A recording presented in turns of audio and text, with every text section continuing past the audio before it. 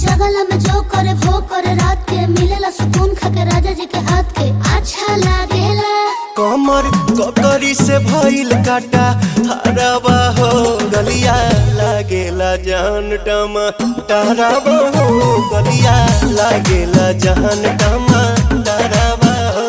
कहे तोर गया तुझको मैं पार करना अपने खाला पहले हम के खिया करना तबे भइल बा कमरिया मोर चाह करना तबे भइल बा कमरिया मोर चाह करना चाह करना।